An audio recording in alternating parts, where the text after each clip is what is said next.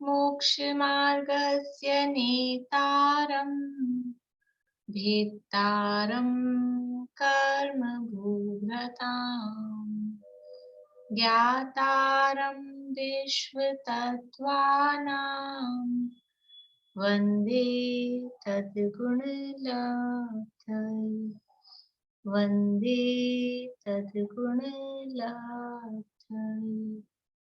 मोक्षमार्ग के नेता एवं कर्म पर्वतों के भेदक और विश्व के सब तत्वों के ज्ञायक चेतन संवेदक सद्गुण आप समान प्राप्त हो यही भावना भाकर दे विनय पूर्वक करूं वंदना बारंबार जिनेश्वर दे बारंबार जिनेश्वर दे।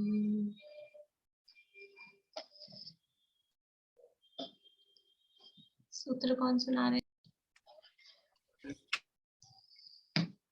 तत्वार सूत्र का 9वां अध्याय और उसका रिवीजन चल रहा है जो सेकंड हाफ है। यद्यपि आचार्य देव ने संवर और निर्जा के लिए एक ही अध्याय बनाया है, लेकिन फिर भी उसमें डिवाइडेशन तो है ही। फर्स्ट हाफ है यानी 1 से 18 सूत्र तक वो संवर का वर्णन है मुख्य रूप से, और फिर 19 से लेके 47 तक मुख्य रूप से निर्जरा का वर्णन उसमें दिया गया है। तो सेकंड हाफ अपन उसका रिवीजन देख रहे हैं। बोलिए अंकल, क्या कह रहे हैं आप? आवाज नहीं आई आपकी?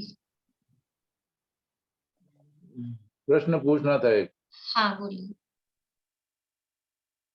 संघ किसे कहते हैं? 4 प्रकार के संघ को समझाए, तो इसमें ऋषि मुनि यति और अनगार इनके समुदाय को संघ कहते हैं, तो ये तो चारों ही साधु है, फिर संघ।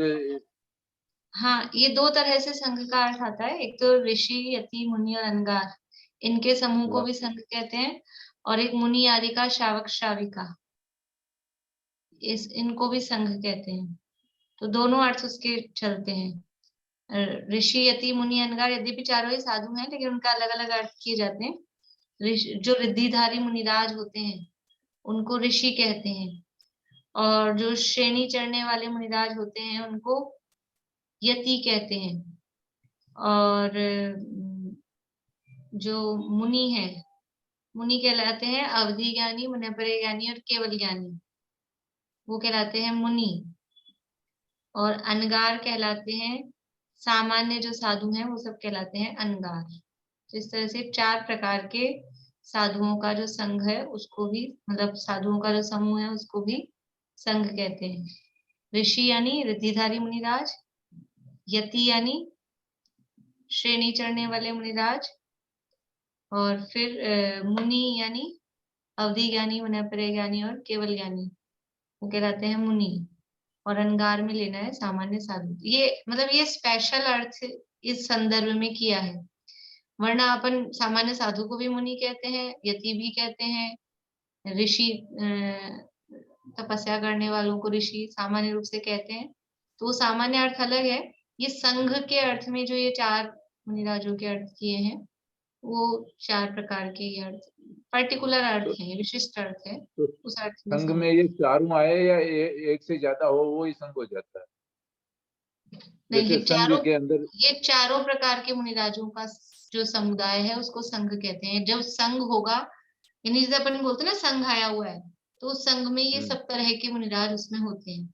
तो एक तो अपना संघ अपन बोलते हैं, उसमें 4 तरह के होते हैं, मुनि, आरिका, श्रावक, श्राविका। मुनिराज होते हैं संघ में, आरिकाएं होती है माता जी। श्रावक श्राविका कौन होते हैं संघ में? श्रावक श्राविका कौन होते हैं? ब्रह्मचारी बहनें और ब्रह्मचारी। ब्रह्मचारी, ठीक है। बोलिए सुधा जी। सम्यक दृष्टि श्रावक श्राविक जो चौथे गुणस्थान वर्ती है, और वैसे साधारण जो हम जैसे मनुष्य भी हम जैसे क्या संघ में रहते हैं मुनिराजों के साथ? हम क्या उन राजों के साथ रहते हैं या संघ की बात चल रही है? संघ में किसको लेना है श्रावक श्राविका में? पंचम गुण स्थानवर्ती। पंचम गुण स्थानवर्ती क्या सारे 45 पंचम गुण स्थानवर्ती सारे श्रावक मुनिराजों के साथ संघ में रहते हैं? नहीं, जैसे अपने तो श्रावक पंचम गुण स्थानवर्ती बताया है 45वें सूत्र में। उसको श्रावक कहते हैं, लेकिन अभी संघ में किस श्रावक को लेना है? बोले शुल्लिका को शुल्लक शुल्लिका वो संघ में रहते हैं ना। जो 11वीं प्रतिमाधारी है श्रावक में किसको लेना है? एलक, शुल्लक, शुल्लिका और आरिका माता जी तो उसमें आई गई है, मुनि आरिका के अंतर्गत, आरिका के अंतर्गत आई गई है। तो श्रावक में अपने को मत ले लेना कि हम भी संघ में आ गए कि अपने को ले लें साधारण श्रावक। ये शब्द के अलग ऐसे अर्थ होते हैं। सामान्य रूप से हम अपने आप को श्रावक कह देते हैं, लेकिन वो व्यवहार का कथन है। वास्तविक श्रावक कौन है? तो वास्तविक श्रावक तो पंचम गुण स्थानवर्ती है, उसमें भी यहाँ श्रावक लेना है उस पंचम गुण स्थान में जो टॉप वाला है। टॉप वाला कौन है? 11वीं प्रतिमाधारी। और 11वीं प्रतिमाधारी में शुल्लक और एलक दोनों आते हैं, और उसी में स्त्रीलिंग में शुल्लिका और आरिका। वो तो ये 4 का संघ, मुनिराज, आरिका, एलक, शुल्लक, शुल्लिका, इन सब का समुदाय। तो ये सब होते हैं कि नहीं होते हैं संघ में? संघ में सब होते हैं, सारे के सारे मुनिराज भी होते हैं, एलक भी होते हैं, शुल्लक भी होते हैं, माता जी भी होती हैं, शुल्लिका जी भी होती हैं, सब होते हैं। तो उनके समुदाय को सामान्य रूप से संघ कहते हैं। और दूसरी तरह से खाली मुनिराजों का संघ है, क्योंकि ऐसा भी होता है ना, माता जी का संघ अलग है। तो केवल मुनिराजों का संघ है तो उसको संघ कहेंगे कि नहीं कहेंगे? उसको भी संघ कहेंगे, क्योंकि मुनिराजों में भी 4 प्रकार के मुनिराज हैं। ऋषि टाइप के हैं, यति टाइप के हैं, मुनि टाइप के हैं, अनगार टाइप के हैं। तो वो 4 प्रकार के मुनिराज हैं, इसलिए उनको भी संघ कहते हैं। तो ये 2 तरह से संघ का अर्थ किया जाता है।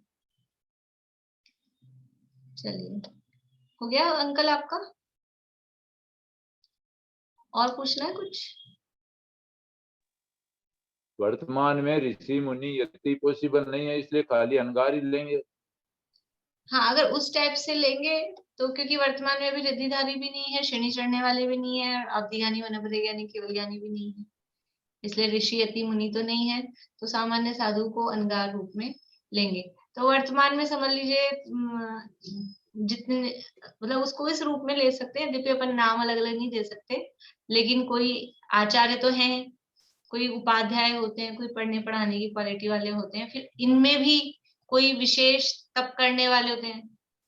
कोई मुनिराज होते हैं वो अधिक तप करते हैं, बहिरंग तप, कोई सामान्य करते हैं, ज्यादा नहीं करते हैं। तो उस आधार पे भी उसको अपन बांट सकते हैं। तो मतलब ये है, मुनिराजों का जो समुदाय है उसको संघ कहते हैं सामान्य रूप से। तो अभी सामान्य अनगार के समूह को भी संघ कहेंगे। और अभी तो वैसे भी ये 4 प्रकार के तो है ही साथ में, मुनि, आरिका, श्रावक, श्राविका वाले, वो तो सब रहते ही हैं संघ में, उसको भी संघ कहते हैं।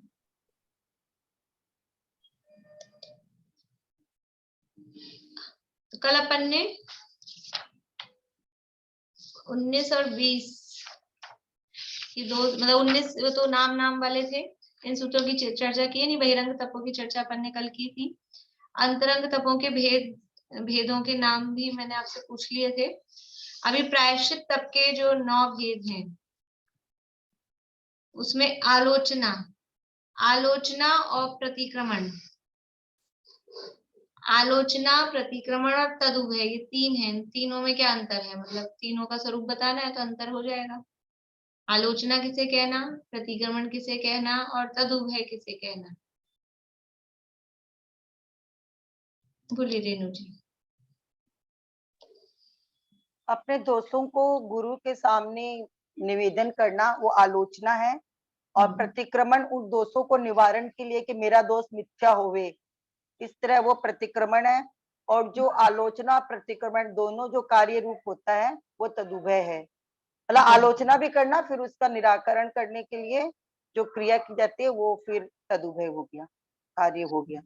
यानी केवल गुरु से कहना अपना दोष, वो आलोचना, और फिर ये मेरे दोष का मुझे प्रायश्चित दीजिए, कुछ ये मिथ्या हो, यानी कैसे सुधरेगा, वो कहलाएगा प्रतिक्रमण। तो दो तरह से हो सकता है। एक तो खाली निवेदन किया, मेरे से गलती हो गई आज, ऐसा होता है ना कभी कभी अपन कोई बात हो जाए तो ऐसे कहते हैं आज तो मेरे से कोई चीज घर में खराब हो जाए, कुछ कुछ अपन से गलती, आज तो मेरे से गलती हो गई, आज हम दूध भारी भूल गए कि दूध को हटाया नहीं तो वो फट गया, ऐसा होता है ना। तो अपन ऐसा आपस में एक दूसरे को कह देते हैं आज तो मेरे से गलती हो गई, दूध भारी रह गया, तो ये हो गई आलोचना।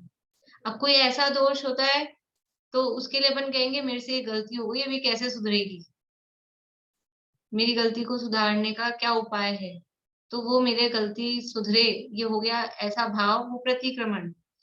और ज्यादातर दोनों ही चीजें होती है कि मेरे से ये गलती हो गई और अब ये गलती कैसे सुधरे, दोनों बातें गुरु के सामने निवेदन करना, वो कहलाता है तदुभय। पर फिर भी मुनिराजों के संदर्भ में कोई दोष तो आलोचना मात्र से ठीक, मतलब उसका प्रायश्चित हो जाता है, किसी के लिए प्रतिक्रमण मात्र से हो जाता है, कोई दोष आलोचना प्रतिक्रमण दोनों से होता है। विवेक और व्युत्सर्ग, विवेक किसे कहते हैं और व्युत्सर्ग किसे कहते हैं, रजनी जी?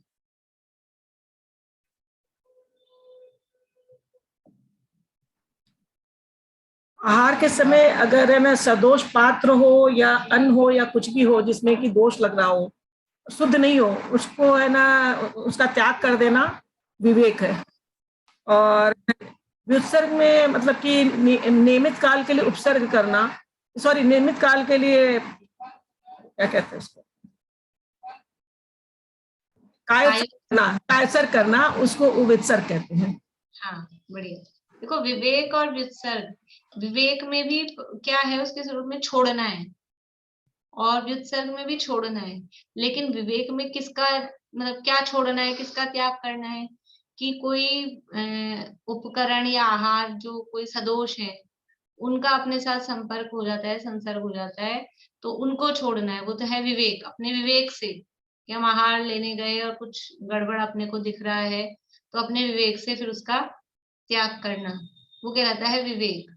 और व्युत्सर्ग में क्या है, विसर्ग में भी त्याग हो रहा है, पर वहां किसका त्याग हो रहा है, विसर्ग में बाहरी किसी चीज का त्याग नहीं हो रहा, वो शरीर के प्रति या समझ लो संयोगों के प्रति जो कोई कुछ भी ममत्व है उसका त्याग करना, मन वचन काय के प्रति ममत्व छोड़ना, उसका नाम व्युत्सर्ग है।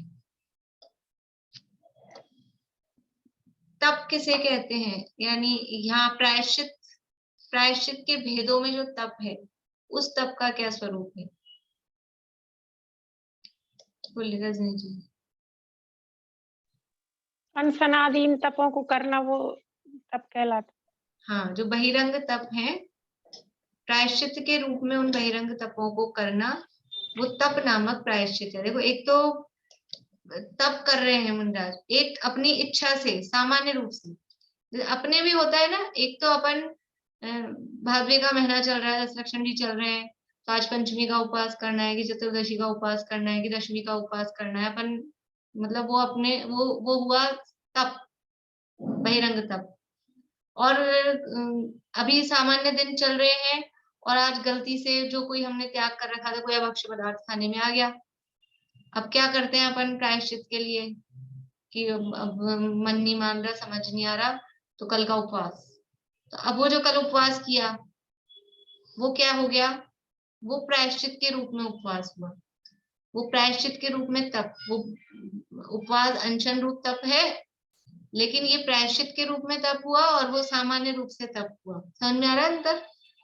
तो प्रायश्चित लेने रूप वो, तो कभी ऐसा बहुत बार होता है, कुछ गलती अपने से होती है, तो कभी उपवास की शक्ति नहीं है तो कोई रस छोड़ देते हैं, एक आसन करते हैं, इस तरह के करते हैं।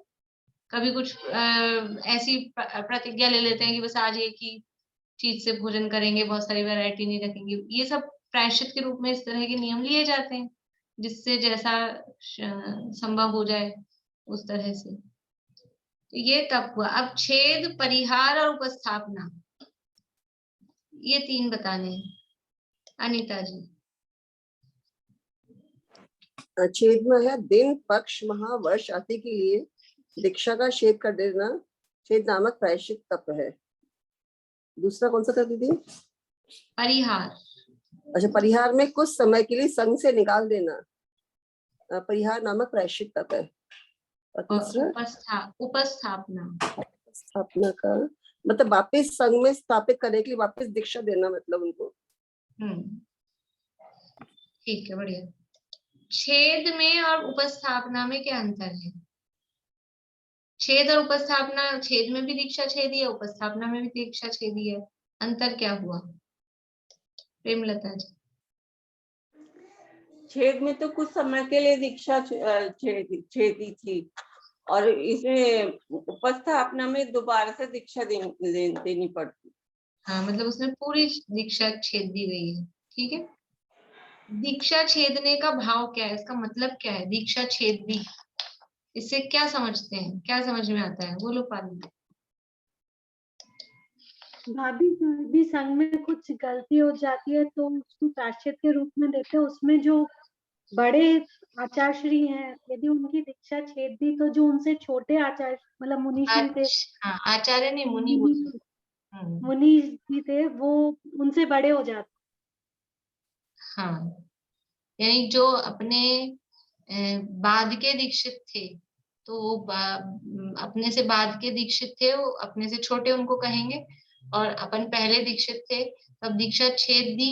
इसका मतलब है कि अब वो जो बाद में दीक्षित थे वो आपसे सीनियर हो जाएंगे। सीनियर जूनियर अच्छा शब्द, वो ज्यादा अप्रोप्रिएट है, कि जो अपने से जूनियर थे अब आप जूनियर हो जाओगे, इसका नाम है दीक्षा छेद दी।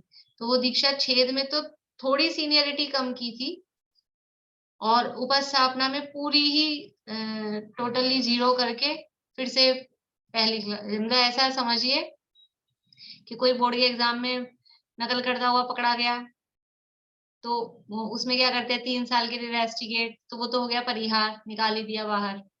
और एक ऐसा कि अब आपको 10th की जगह 8th में कर देंगे, ये हो गया छेद।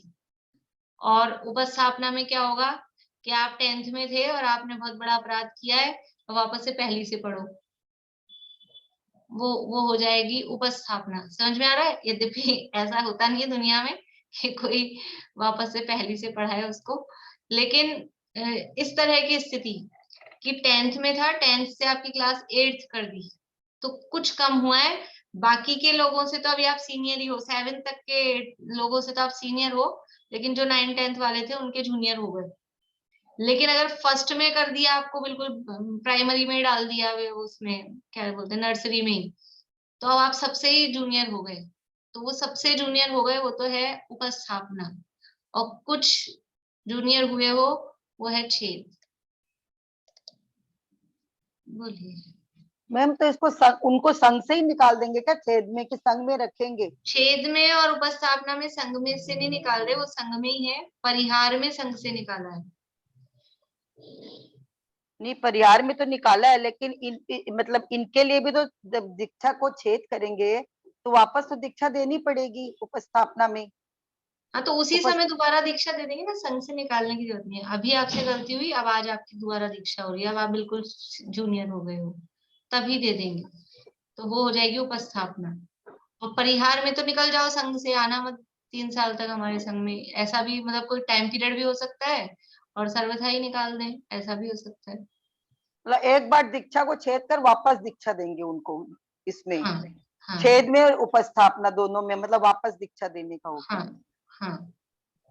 तो छेद में शॉर्ट टर्म के लिए छेदी है, उपस्थापना में टोटली छेद के बिल्कुल ही नहीं। परिहार में आपने बोला कि उनको निकाल देंगे संघ से, तो फिर वो क्या रहेंगे, फिर वो नहीं रहेंगे क्या? या तो मतलब ग्रस्त तो नहीं होंगे, फिर कैसे होगा उनका? या तो वो गृहस्थ हो जाए, मतलब, या फिर किसी दूसरे संघ में दूसरे आचार्य के पास जाके अपना दोष बता के, अगर दूसरे आचार्य उनको रख लें तो दूसरे संघ में रह सकते हैं। उस संघ में नहीं रहेंगे। हाँ, पर वो 3 साल, जैसे आपने कहा 3 साल के लिए निकाल दिया, अब वो तो उदाहरण में ऐसा बोला। 3 साल के फिर वो क्या करेंगे ना, वो तो गृहस्थ होके फिर मुनि तो बने या ना बने, तो एक अजीब सी वो सिचुएशन नहीं हो, ऐसे शायद ऐसे इसीलिए कम ही होता होगा ऐसा। हाँ, ये वो सब बहुत चीजें ब्लेंडर, मतलब कोई ऐसा अपराध हो या बिल्कुल वो यानी मानता नहीं हो, मतलब मुनिचर्या का पालन नहीं करता हो, अपराध पे अपराध करते जाता हो, तो फिर क्या करेंगे भाई? स्कूल से कब निकालते बच्चे को? पहले वार्निंग देते हैं ना 2-4 बार, उसको बच्चे को देते हैं, फिर पेरेंट्स को बुला बुला के देते हैं, फिर समझाते हैं, बहलाते हैं, सब करते हैं। अब फिर भी नहीं मानता है तो स्कूल का नाम बदनाम होता है, तो फिर निकल जा हमारे स्कूल से। अब क्या करें? तो संघ की बदनामी होती है, धर्म की बदनामी होती है, तो संघ से निकाल देते हैं, ये हमारे संघ में नहीं रहेगा। फिर वो अब उसको सुधरना हो, कोई दूसरे मतलब प्रायश्चित आदि ले और दूसरे मुनराज के संघ में जाके, तो उसकी परिणति देख के दूसरे मुनराज रखे नहीं रखे, वो उसकी परिणति देख के वो उन पे डिपेंड करता है। बोलिए। मुझे ऐसा लग रहा है आज दोबारा पढ़ने से और बड़ा फर्क लगा। इसका मतलब वहाँ सिर्फ भाई है, वेशभूषा वही होती है, डांट लगानी टाइप हुआ ये। डांट लगाना जैसे कहते हैं ना, बच्चे को आगे से पीछे बैठा दो, डांट लगा के पीछे बैठा दिया आगे से। हाँ, लेकिन इसमें ये जो प्रायश्चित मतलब ये जो दंड मिला है ना, ये मेंटली दंड मिला है, मानसिक। क्योंकि दीक्षा छेद दी गई या उपस्थापना की, तो मेंटली अब जो बच्चा 10th में था, अब उसको आपने 5th में, 6th में, 8th में कर दिया, तो वो मेंटली अपने आप को इंफीरियरिटी फील करेगा। वो मानसिक दंड है। मैं वही तो कह रही, दीक्षा छेद का मतलब उस दिन में मैं पहले समझ रही थी क्या वो मतलब घर में चले जाता है, इसका मतलब डांट है। हाँ, वो डांट मतलब दंड है, वो इसी तरह का। घर वर नहीं जाते हैं, नहीं कोई ऐसा नहीं कि गृहस्थ हो जाएंगे, बस वो संघ में अनुशासन कैसे रहे। कोई आदमी गलती करे जा रहा है, फिर भी आप उसको माफ करके संघ में रख रहे हो, तो फिर संघ में क्या होगा? और लोग भी, भाई इसने भी तो ये गलती की थी, इसको भी तो कुछ नहीं मिला, अपन भी करो। ऐसी अव्यवस्था हो जाएगी। संघ में भी अनुशासन कायम रखना पड़ता है। ये प्रायश्चित आदि दंड के जो विधान है, ये सब क्यों है? ये तो अनुशासन ही रहे, अपन ही ऐसे करते हैं। आपने उनको भी तो अलाउ किया था। अब कभी यहाँ होता है ना एग्जाम में, मैं कह देती हूँ ठीक है आपको जब टाइम हो जब दे देना। अब सामान क्लास में मैंने कह दिया, पहले तो लोग मेरे से पर्सनल कहते थे, तो मैं पर्सनल उनको बाद में, तो पहले बहुत कम लोग होते थे बाद में देने वाले। अब लोग आप यही पूछते हो मेरे से सबके सामने ही, अब मैं क्या बोलूं? ठीक है बाद में दे देना। अब सबने सुन लिया 50 आदमियों ने, तो आपने इनको भी तो अलाउ किया था बाद में देना, हमारा भी बाद में, सब हर आदमी बाद में देना चाहता है, तो वो अव्यवस्था हो जाती है। फिर क्या करें? तो उसके लिए वो व्यवस्था बनाने के लिए करना पड़ता है।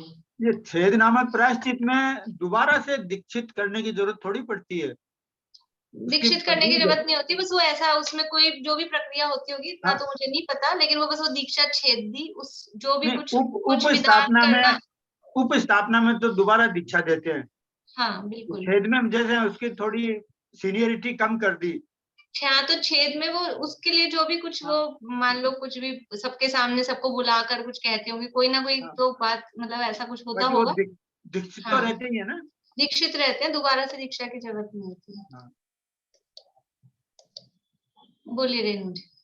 मेरा मैम कॉन्सेप्ट एकदम क्लियर नहीं हुआ छेद और उपस्थापना में, क्योंकि छेद का मतलब होता है कि वो खत्म हो गया, उसको हटा दिया गया। मतलब नहीं, छेद का ये मतलब नहीं, छेद का ये मतलब नहीं, छेद कर दिया ना मतलब छेद करना। छेद का मतलब है छेद। हाँ। एक तो कपड़े में छेद हो गया है, एक पूरा फट गया है, उपस्थापना में पूरा फट गया है, और एक छेद हुआ है, तो वो पहनते हैं छेद हुआ, लेकिन अब वो नया नहीं रहा, मतलब जैसा था अच्छा वैसा नहीं रहा। आपने बोला ना कि उसका पोस्ट नीचे हो जाएगा, जो पुराने मुनि हैं और जो वो मुनि है तो उनका पोस्ट नीचे हो जाएगा। अभी मैंने उदाहरण दिया ना, मेरे हिसाब से उससे अच्छे से समझ में आएगा कि 10th वाले बच्चे को 8th में कर दिया, तो 7th वालों से तो सीनियर है ना। अभी सुनिए आप, 10th में था कोई बच्चा, है ना, कोई बच्चा आज 10th में था, और उससे आज ये 10th में और एक बच्चा 9th में है, तो ये 9th वाला बच्चा इसको क्या बोलेगा? भैया, ठीक है ना। अब ये 10th में था और इसको 8th में कर दिया, तो अब ये जो 9th वाला इससे बड़ा हो गया। समझ में आ रही है बात? मतलब मानसिक रूप से उसको मतलब प्रायश्चित दिया गया है, शारीरिक रूप से नहीं। मतलब शरीर कपड़े वपड़े का नहीं, कुछ भी, खाली मानसिक रूप से। हाँ, कपड़े का तो किसी में भी नहीं है, कपड़े वाला तो किसी में है ही नहीं। उपस्थापना में है, उपस्थापना में तो है। कहाँ है वो? तो वापस दीक्षा देना, वापस दीक्षा देना। हाँ, तो नवीन दीक्षा देना तो वो उसी समय होता है, वो मतलब ऐसा नहीं कि घर भेज दिया और बहुत लंबा कार्यक्रम चल रहा है, ऐसा नहीं। मानसिक ही दंड है। देखो इसी से समझ में आता है शारीरिक दंड से मानसिक दंड यानी शारीरिक कष्ट से मानसिक कष्ट वो अधिक होता है। ऊपर जो थे वो तो शारीरिक थे, वो तप वप करना, लेकिन ये मानसिक है कि मेंटली आदमी अपमान महसूस करेगा, इसलिए ऐसा काम नहीं करेगा दोबारा, ऐसी गलती नहीं करेगा जिसमें मानसिक दंड मिले। क्या बोल रहे हैं चमेली आंटी, बंद आवाज में कैसे आएगी आज? उपस्थापना वाला थोड़ा सा क्लियर नहीं हो पाया, जैसे नहीं दे रहे हैं किसको। देखिए अभी इतना ही समझ लीजिए, उसके लिए ज्यादा अपने को मूलाचार आदि ग्रंथों का विशेष स्वाध्याय करना पड़ेगा और एक्चुअल में एग्जैक्टली क्या होता है, लेकिन इतना तो समझ में आ रहा है कि उपस्थापना में वो पूरा जीरो करके दीक्षा दोबारा दी जा रही है। छेद में उसके कुछ दीक्षा का जो टाइम है उस टाइम को कम किया गया है। बस आप 40 साल के दीक्षित थे, समझ लो आप अभी जेठानी हो अपने घर में और आपकी पद दीक्षा छेदी तो आपको दौरानी बना दिया गया ये। और एक है उपस्थापना में कि अब बिल्कुल ही आप सबसे ही छोटे हो गए, बिल्कुल जीरो करके अब दोबारा से आपको करेंगे, वो उपस्थापना होगा। ये नहीं तो जीरो हो गया तो दीक्षा भी फिर उसी समय तो दे रहे हो। हाँ तभी देते हैं लगभग। अब और इसका मान लीजिए कोई विशेष होगा तो वो इतना तो अध्ययन मेरा नहीं है, वो मूलाचार्य मतलब जो प्रायश्चित ग्रंथ होते हैं उनमें विशेष दिया होगा। जहां तक मेरा मतलब है उसमें विचार कि वहीं की वहीं, अगर मान लो दोबारा दीक्षा देनी है तो एक बार कपड़े पहना के फिर खोल के वो जो कराना है तो उतना होगा। ऐसा नहीं है कि घर भेज दिया फिर दोबारा, ऐसा नहीं होता है कुछ भी, क्योंकि अब घर रहा कहाँ जाए कहाँ। पुराने जमाने में इतना सब थोड़ी ना होता था, तो आ गए तो बहुत सालों के दीक्षित है, घर वर तो कोई पता ही नहीं है, कहाँ जाएंगे फिर। बोलिए भाई साहब। इसको समझने के लिए हम एक उदाहरण देख रहे हैं। शासकीय सेवा में जैसे कोई ग्रोस मिसकंडक्ट होता है तो उसमें पहले सस्पेंशन करते हैं जांच के दौरान, और अगर जो है उसको ज्यादा उसकी ग्रेविटी होती है तो फिर उसको रिवर्सल कर देते हैं, डिमोशन कर देते हैं। इस तरह से समझ सकते हैं ना। हाँ बिल्कुल बिल्कुल। जैसे समझ लीजिए कोई पुलिस इंस्पेक्टर था, आईजी था, इंस्पेक्टर जनरल, बहुत सबसे बड़ी पोस्ट पे था, अब उससे कोई अपराध हो गया तो उसको ट्रैफिक पुलिस बना दिया, तो वो एकदम उसका डिमोशन हो गया ना। जो कोई इतनी अच्छी ऊंची पोस्ट पे था उसको ट्रैफिक पुलिस बना दिया जाए, हवलदार बना दिया जाए, ऐसा ये छेद के अंतर्गत आ जाएगा।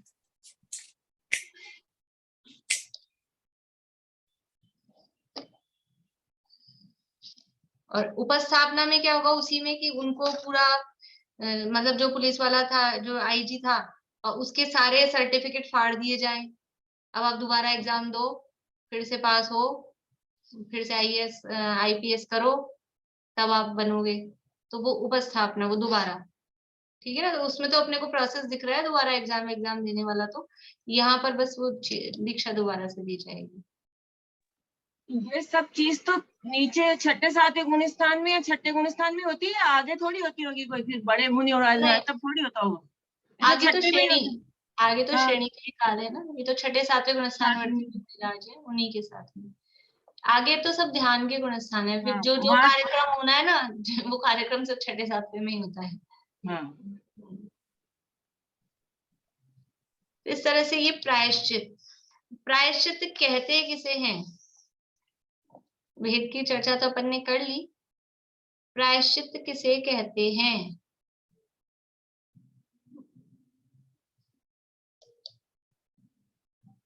बोलिए सुनीता। हमारी गलती के शुद्धि के लिए सुधारना करना, इसका नाम है प्रायश्चित। इसका मतलब अपराध की शुद्धि करना, इसका नाम है प्रायश्चित। साधुओं के समूह का मन जिस कार्य में लगता है, प्रवृत्त होता है, उसे प्रायश्चित कहते हैं। प्रचुर रूप से निर्विकार चित्त, उसका नाम भी प्रायश्चित कहलाया जाता है। और आत्मा का जो प्रकृष्ट या उत्कृष्ट बोध ज्ञान है, उसका नाम भी प्रायश्चित है। बढ़िया। यानी अपने जो भी कोई दोष लग गए हैं, वो दोष कैसे लगे हैं? प्रमाद और अज्ञान से। तो उन दोषों की शुद्धि के लिए, जो चित्त की शुद्धि के लिए जो किया जाता है अपने चित्त की शुद्धि करना, प्रमाद से अज्ञान से जो दोष लग गए हैं उन दोषों के लिए अपने चित्त की शुद्धि करना, उसका नाम प्रायश्चित है। मतलब जो हमारा जो ये सारी परिभाषाएं बताई बिल्कुल सही है कि अपना चित्त जिससे निर्विकार हो, मन जिसमें, साधुओं का मन किस में रहता है कि अपने चित्त को शुद्ध करने में लगा रहता है, तो वो चित्त की शुद्धि जिससे हो उसका नाम प्रायश्चित है। क्योंकि दोष लगना, दोष वास्तव में कहाँ लगता है? दोष कहाँ लगता है? बाहर में कहीं दोष लगता है क्या? ये दोष है, ये फीलिंग वाली चीज है, ये अंदर में अपने को फील होता है। तो यहाँ दोष लगा, अपने को ये फील में आया कि ये गलती हुई, तो ये अपना मन मलिन हुआ उस दोष के कारण। तो अपने मन की मलिनता कैसे दूर हो? तो अपने मन की शुद्धि के लिए जो किया जाता है, आत्मा आलोचना, जो भी ये यहाँ पे आलोचना, प्रतिक्रमण आदि जो भी उपाय बताए हैं वो सब प्रायश्चित कहलाते हैं। बोलिए शांति, आवाज बंद है आपकी। ये आपने ये लिखाई थी कि प्रमाद जनित दोषों के शोधन के लिए, माया मिथ्यात्व निदान, इन 3 शल्यों को नष्ट करने के लिए, भावों की उज्ज्वलता के लिए, अव्यवस्था के अभाव के लिए, मर्यादा के पालन के लिए, संयम की सिद्धि और आदि के लिए प्रायश्चित किया जाता है, रतन त्रय की आराधना के लिए। ये सब तो ये प्रायश्चित क्यों किया जाता है, ये उसका जवाब है। और प्रायश्चित किसे कहते हैं? तो परिभाषा भले आप ये अपनी बुक वाली भी याद कर सकते हैं। प्रमाद और अज्ञान से लगे दोषों की शुद्धि के लिए आत्मालोचना और प्रतिक्रमण आदि द्वारा अपने चित्त की शुद्धि करना, वो प्रायश्चित तप है। ठीक है, अभी बुक वाली परिभाषा याद कर सकते हैं। अब वो प्रायश्चित क्यों किया जाता है उसके लिए वो सारी बातें अपन ने की थी। जैसे अपन ने बहिरंग तपों में देखा था, अनशन क्यों करना, वमोदर्य क्यों करना, उसी तरह से यहाँ अंतरंग तपों में भी प्रायश्चित क्यों किया जाता है। तो उसके लिए चित्त की शुद्धि, अनुशासन बना रहे, स्वच्छंदता नहीं रहे, वरना तो सब चाहे जैसे कुछ भी घूमते फिर मतलब कुछ भी करेंगे, दोषों में कमी आए और संग में अव्यवस्था नहीं हो जाए, इन सब कारणों से ये प्रायश्चित दिया जाता है। चलिए आगे बढ़े। विनय तप किसे कहते हैं?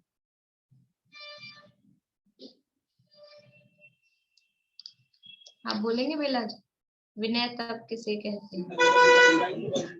पूज्य पुरुषों और देव शास्त्र गुरु के माने विनय करने पर और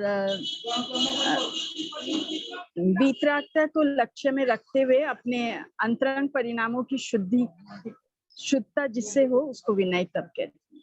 बढ़िया। यानी पूज्य पुरुषों का आदर करने पर अपने आत्म स्वरूप के, वितराग स्वरूप के लक्ष्य द्वारा जो परिणामों में शुद्धता होती है। पूज्य पुरुषों का आदर करने पर, उसमें वो देव शास्त्र गुरु आदि आएंगे ही, तो अंदर पूज्य पुरुषों का आदर करने पर वितराग स्वरूप के, आत्म स्वरूप के लक्ष्य द्वारा, आत्म स्वरूप की दृष्टि द्वारा जो अंतरंग में परिणामों की शुद्धता होती है, उसका नाम विनय तप है। विनय तप कितने प्रकार का होता है ये तो अपन ने कल कर ली थी, पर उसके साथ ही फिर परिभाषा भी देख लेंगे। कौन बताएंगे परिभाषा? बोलिए निशा जी। विनय तप 4 प्रकार का होता है, ज्ञान विनय, दर्शन विनय, चारित्र विनय और उपचार विनय। ज्ञान विनय किसे कहते हैं? ज्ञान विनय तो जो ज्ञानी के लिए मतलब निश्चय विनय है, ज्ञान विनय को निश्चय विनय भी कहते हैं, और ज्ञानी की विनय को ही ज्ञान विनय कहेंगे। नहीं,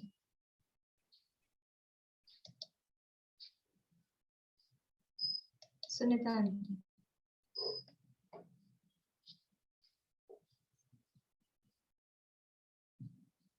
सुनीता आंटी,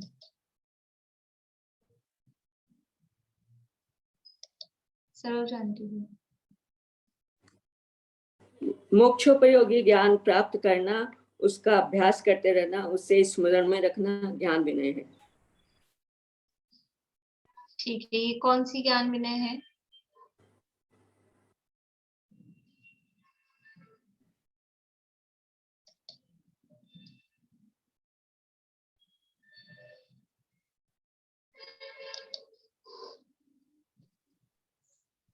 ज्ञान विनय तो निश्चय विनय तब है, सम्यक ज्ञान का बहुमान करना, इसे ज्ञान विनय कहते हैं। हाँ, निश्चय से सम्यक ज्ञान का बहुमान, वो है ज्ञान विनय। ज्ञान विनय मतलब सम्यक ज्ञान की विनय, वो निश्चय से विनय है।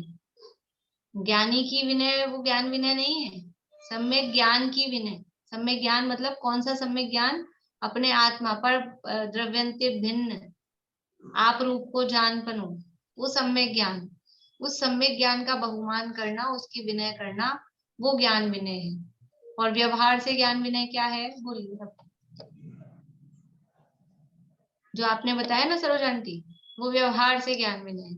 मोक्षोपयोगी ज्ञान प्राप्त करना, उसका शास्त्रों का अभ्यास करना, उन्हें याद करना, ये सब क्या है? वो व्यवहार से ज्ञान विनय। सम्यक ज्ञान की, सम्यक ज्ञान मतलब को सम्यक ज्ञान दो प्रकार का, एक अपनी आत्मा का ज्ञान, वो सम्यक ज्ञान, और एक सच्चे शास्त्रों का आत्मा के स्वरूप को बताने वाले जो ज्ञान है, वो भी सम्यक ज्ञान। तो अपने आत्मा का जो ज्ञान अपने को हुआ, उसकी विनय, वो निश्चय से ज्ञान की विनय है। और उस आत्मा के स्वरूप बताने वाले जो शास्त्र हैं, उनको पढ़ना, पढ़ाना, याद करना, कराना, जो भी उनकी समझ लीजिए बहुमान करना, भक्ति करना, सेवा शुश्रूषा। सेवा मतलब शास्त्रों की सेवा कैसे होगी? शास्त्रों की सेवा होगी, उसके हाथ पांव होते हैं, दबाएंगे अपन, कि उनको विनय से रखना, वो खराब नहीं हो जाए, उनको बराबर जमा के रखना, उनकी व्यवस्था करना, कीड़े नहीं लग जाए, खराब नहीं हो जाए, भीग नहीं जाए धूप में, गर्मी में, बरसात में, इस तरह से। तो वो सब उसके अंतर्गत आएगा। तो ज्ञान प्राप्त करना, उसका अभ्यास करना, उसे स्मरण करना, ये सब बाहर में सम्यक ज्ञान की व्यवहार से विनय है, तो ज्ञान विनय। दर्शन विनय किसे कहते हैं?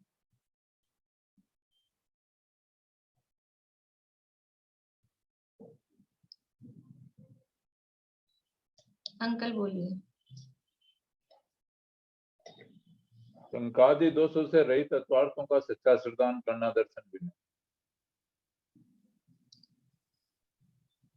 हाँ, ये शंकादि दोषों से रहित तत्वार्थों का श्रद्धान करना, वो व्यवहार से दर्शन विनय। निश्चय से सम्यक दर्शन मतलब वो आत्म स्वरूप, आत्मा का जो श्रद्धान है, अपना जो सम्यक दर्शन है, उसकी विनय करना, वो निश्चय से दर्शन विनय है। और सम्यक दर्शन प्रकट करना वास्तव में वो निश्चय से ही है, लेकिन उसमें जो भेद रूप है तत्वार्थों का श्रद्धान, वो व्यवहार से दर्शन विनय है।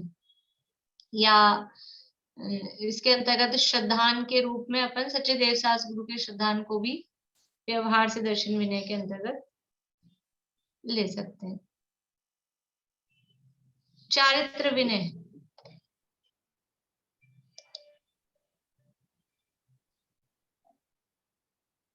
निश्चय विनय क्या बताया आपने इसमें? निश्चय दर्शन, निश्चय विनय मतलब निश्चय सम्यक दर्शन, अपने सम्यक दर्शन का बहुमान करना। नहीं, अभी इसमें सम्यक दर्शन विनय में, हाँ, वही परद्रव्यंते भिन्न आप में रुचि, वो जो सम्यक दर्शन है, उस सम्यक दर्शन का बहुमान करना, अपने सम्यक दर्शन को बनाए रखना, उसके प्रति विराधना का भाव नहीं लाना, वो निश्चय से दर्शन विनय है। और बाहर में तत्वार्थों का श्रद्धान करना, वो व्यवहार से दर्शन विनय है। बोलिए शशि जी।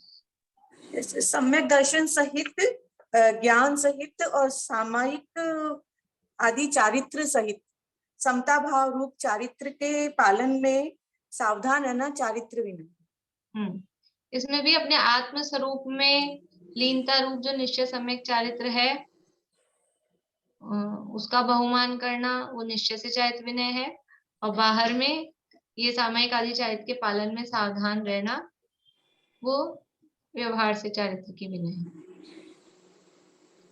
ठीक है, इनको कॉमन रूप से भी ऐसा अपन कह सकते हैं, निश्चय व्यवहार का भेद नहीं भी करें। अगर आपको एग्जाम में कोई ऑप्शन ये आ रहा है और निश्चय व्यवहार नाम नहीं आ रहा है तो आप उसको सही समझना। ठीक है, मान लीजिए ऐसा आया कि ज्ञान विनय किसे कहते हैं और नीचे ऑप्शन में ये मिल रहा है आपको। अगर ऐसा मिल रहा है कि अपने आत्मा का ज्ञान, एक ऑप्शन तो ये है ना, आत्म स्वरूप का ज्ञान, और दूसरा ऑप्शन ये है कि मोक्षोपयोगी ज्ञान प्राप्त करना, शास्त्रों का अभ्यास करना, दूसरा ऑप्शन ये मिल रहा है, तब तो निश्चय ज्ञान विनय में किसको लगाएंगे आप? क्या सही होगा? आत्मा का ज्ञान, ठीक है ना, वो।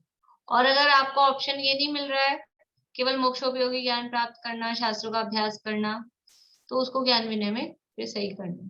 ठीक है, वैसे अभी मैंने बनाया नहीं पेपर, लेकिन कहीं फिर आप उस समय कंफ्यूज हो जाएं, इसलिए देखिए अपन बहुत स्लो चल रहे हैं, थोड़ा फास्ट लेना है। ये हो गया उपचार विनय किसे कहते हैं? उपचार विनय किसे कहते हैं? बोलिए इसने लता जी। आचार्य उपाध्याय साधुओं को देखकर उनको नमन करना, उनके प्रति श्रद्धा रखना और जो इसके प्रति श्रद्धा, सच्चा श्रद्धा रखना। ठीक है, लेकिन अकेले आचार्य उपाध्याय साधुओं को ही प्रति नहीं, तब सब देव गुरु शास्त्र सब ये रहेगा इसमें। अभी जैसे दर्शन विनय मैंने कहा था ना, वो नहीं लेना, वो उपचार विनय के अंतर्गत आएगा। तो उपचार विनय किसे कहना है? अभी तो देखो दर्शन विनय, ज्ञान विनय और चारित्र विनय, इसमें तो सम्यक दर्शन की विनय थी, सम्यक ज्ञान की विनय थी, सम्यक चारित्र की विनय थी। और उपचार विनय में क्या है? उपचार विनय में है ये सम्यक दर्शन, ज्ञान, चारित्र के धारक जो जीव हैं उनकी विनय करना। तो देवशास गुरु, उनकी यथा योग्य विनय करना। इसके अलावा अन्य भी जो ज्ञानी धर्मात्मा चौथे पांचवे गुणस्थानवर्ती भी हैं, उनकी भी यथा योग्य विनय करना, वो उपचार विनय के अंतर्गत। सम्यक दृष्टि ज्ञानी जीवों की का बहुमान करना, उनकी विनय करना, वो उपचार विनय कहलाता है। पूज्य पुरुषों का, यानी जो भी सम्यक दृष्टि ज्ञानी है, उनका बहुमान करना, वो उपचार विनय है। विनय तप का क्या प्रयोजन है? विनय तप का क्या प्रयोजन है?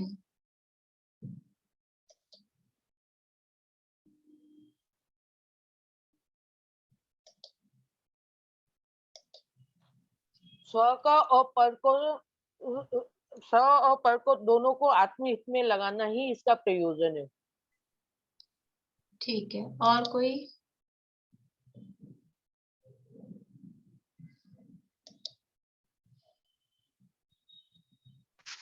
भाभी, विनय तप करने से ज्ञान लाभ होता है, आचार विशुद्धि होती है, संग में वात्सल्य बढ़ता है तथा मुक्ति मार्ग प्रशस्त होता है। ये सही है क्या?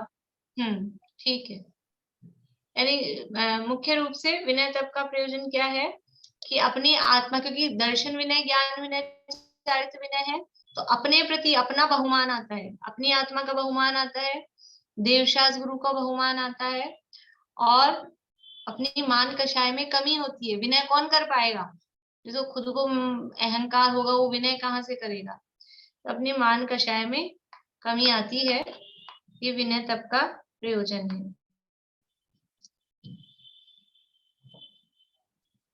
अब आगे, वैयावृत्य तप किसे कहते हैं?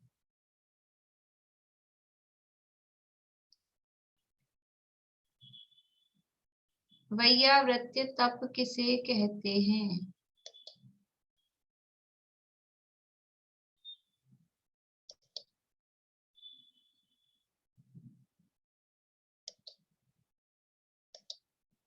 बोलिए प्रेमलता जी।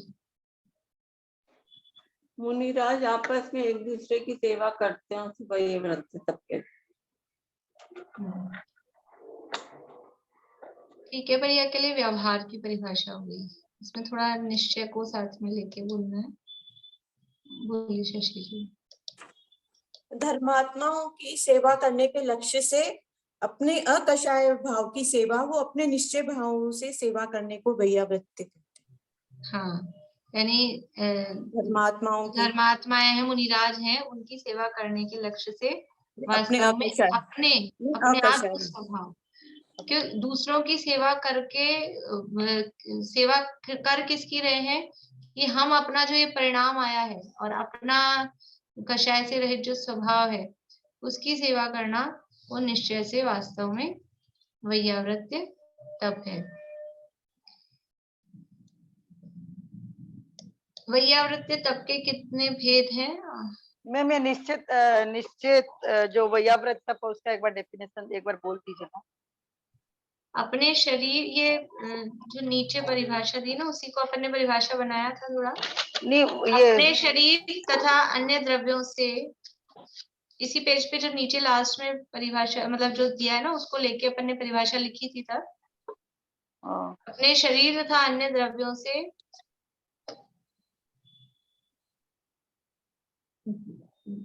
धर्मात्माओं ब्रैकेट में मुनियों,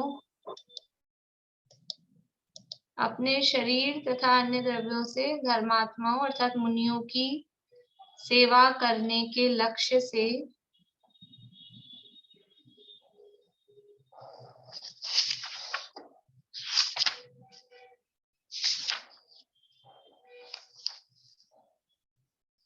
अपने अकषाय भाव की सेवा करना, अपने अकषाय भाव की सेवा करना वो सम्यक या निश्चय से वैयावृत्य तप है। और बाहर में जो परस्पर में साधुओं की शरीर की सेवा करना वो व्यवहार से वैयावृत्य है।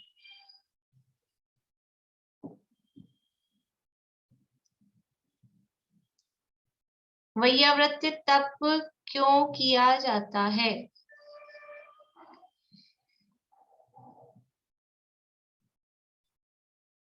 वैयावृत्य तप क्यों किया जाता है? यह समाधि की प्राप्ति, विचिकित्सा का अभाव और प्रवचन वात्सल्य की अभिव्यक्ति के लिए किया जाता है। बढ़िया, बुक में दिया हुआ है, आप लोग बुक पढ़ेंगे तो आपको जवाब मिल जाएंगे। वैयावृत्त तप क्यों किया जाता है? समाधि की प्राप्ति, विचिकित्सा, विचिकित्सा मतलब ग्लानि का परिणाम, ग्लानि का अभाव और प्रवचन वात्सल्य की अभिव्यक्ति। हमको आपस में साधर्म्य से प्रेम तो है, लेकिन वो व्यक्त कैसे हो, ये हम कुछ करेंगे। हमारे तो मन में बहुत है, लेकिन आप कुछ दिखाओ, मतलब बताना भी, दुनिया को भी समझ लीजिए इससे प्रभावना भी होती है और वात्सल्य की अभिव्यक्ति भी होती है। तो ये अपने समाधि की प्राप्ति, हमको भी ऐसी दशा की प्राप्ति हो, समाधि की प्राप्ति, विचिकित्सा या ग्लानि का अभाव और प्रवचन वात्सल्य की अभिव्यक्ति के लिए किया जाता है। अब ये जो वैयावृत्त तप के भेद हैं, तो पहले ये बताना है कि ये तो साधुओं के प्रकार बताए हैं इसमें, इन साधुओं के प्रकारों से वैयावृत्ति का क्या संबंध है? ये तो 10 नाम बता दिए साधुओं के, आचार्य, उपाध्याय, तपस्वी। तो इन साधुओं के प्रकारों से वैयावृत्ति का क्या संबंध है?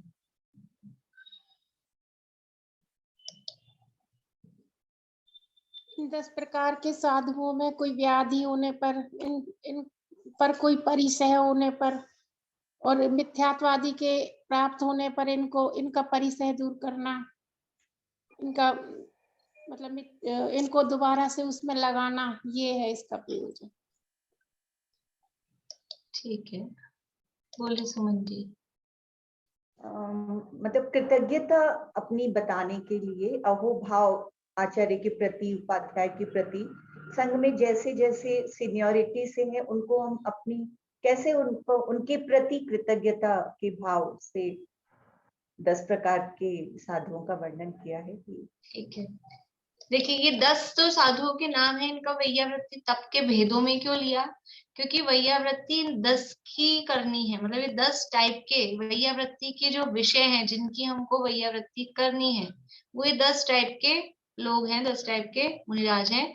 इसलिए विषय के भेद से वो वैयावृत्ति भी 10 प्रकार की हो गई, क्योंकि वैयावृत्ति के जो विषय हैं जिनकी वैयावृत्ति की जाएगी वो 10 प्रकार के हैं, जिनकी वैयावृत्ति करनी है वो 10 प्रकार के हैं।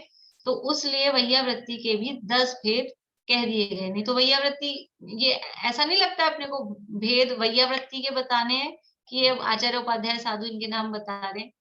वैयावृत्ति के टाइप से बताने चाहिए थे कि हाथ की वैयावृत्ति, पैर की वैया, ऐसा कुछ बताते तो वो अलग लगता। लेकिन वैयावृत्ति के विषय ये 10 हैं, इसलिए वो विषय के आधार पे वैयावृत्ति के भेद भी ये 10 कह दिए गए हैं।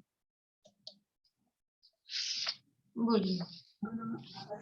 आपने ये वैयावृत्ति का स्वरूप जब समझाया था तो बहुत अच्छी तरह से इसका विश्लेषण किया था, तो वो मैंने नोट किया है, तो एक बार पढ़ूं।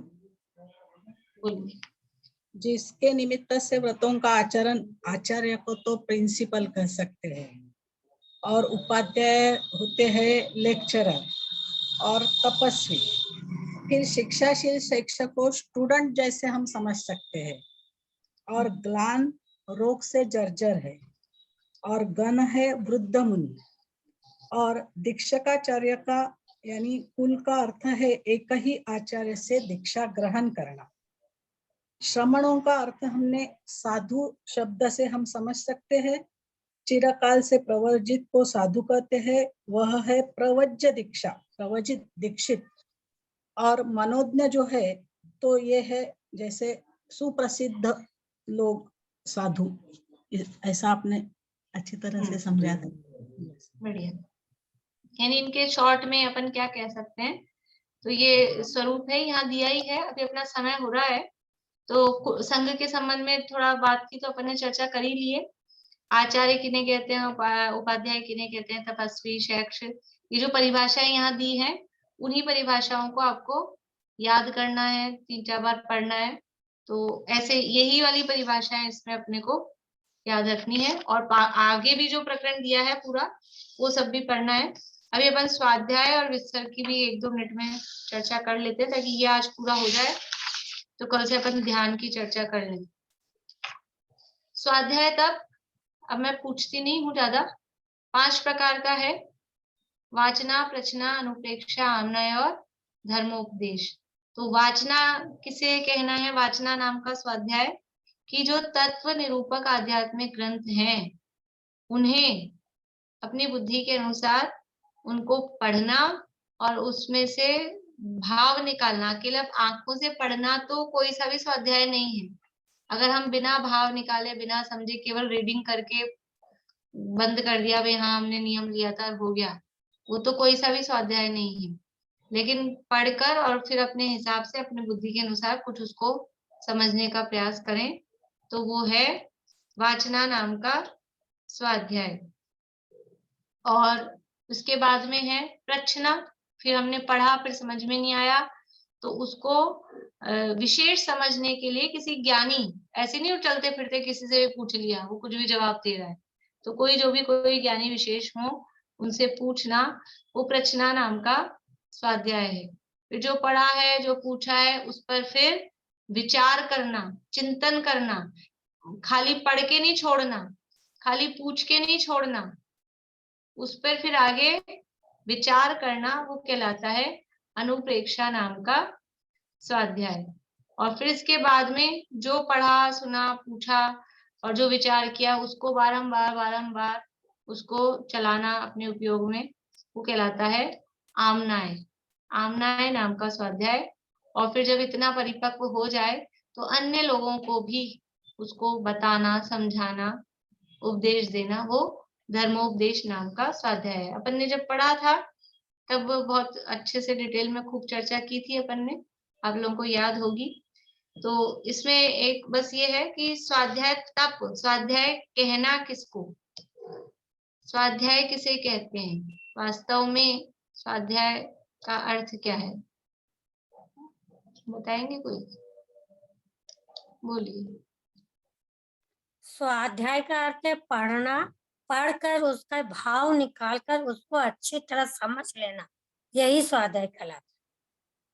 ठीक है, बोलिए। आपने लिखाया था, जैसे 2-3 लिखाए थे आपने, जैसे शास्त्र अध्ययन करने पर वीतराग स्वरूप के लक्ष्य से अंतरंग परिणामों की स्थूलता को निश्चय से या सम्यक स्वाध्याय करते हैं।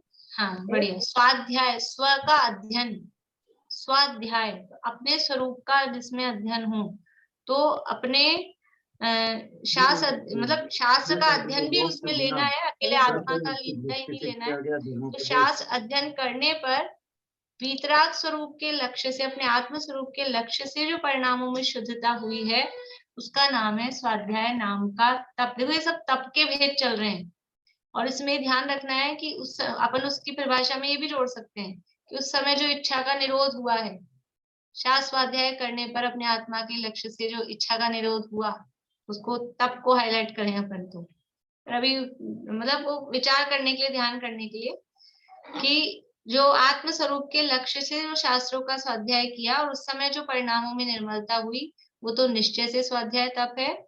और जो आत्म कल्याणकारी शास्त्र हैं, उनका पढ़ना, पढ़ाना, विचार करना, चिंतन करना, वो व्यवहार से स्वाध्याय कहलाता है। जो आत्म कल्याणकारी मोक्ष मार्गी जो शास्त्र हैं, उनको पढ़ना, पढ़ाना, विचार करना, पूछना, चिंतन करना, वो सब व्यवहार से स्वाध्याय कहलाता है। और व्युत्सर्ग तप, व्युत्सर्ग किसे कहते हैं? कि त्याग को, त्याग मतलब पर द्रव्यों में ये मैं हूं, ये मेरा है, ऐसी जो बुद्धि है, यानी पर पदार्थों में एकत्व ममत्व बुद्धि का त्याग करना, वो व्युत्सर्ग नाम का तप है। पर पदार्थों में एकत्व ममत्व बुद्धि का त्याग करना व्युत्सर्ग नाम का तप है। और ये दो प्रकार का होता है, एक बाह्य उपाधि त्याग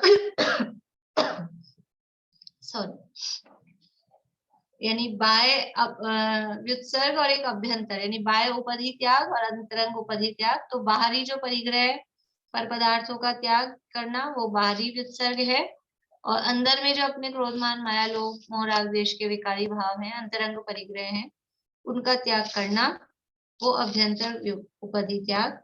इस तरह से व्युत्सर्ग तप के भेद हैं। व्युत्सर्ग तप क्यों किया जाता है और स्वाध्याय तप क्यों किया जाता है, ये दो प्रयोजन और रह गए हैं, अपन इनकी चर्चा करते हुए। आप लोग देखना, लिखा हुआ होगा कहीं ना कहीं आप लोग के पास, तो देख के भी बोलेंगे, कोई बात नहीं, लेकिन कल अपन इसकी चर्चा करेंगे, फिर लेट हो जाते हैं काफी। तो आगे अब जो भी ये रह गया है उसकी चर्चा कल करेंगे।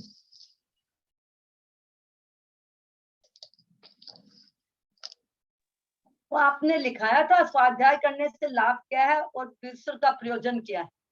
हाँ, स्वाध्याय का प्रयोजन और व्युत्सर्ग वो लिखवाया है, वो कल कर लेंगे अपन चर्चा। दोनों चीज आपने लिखा है। हाँ ठीक।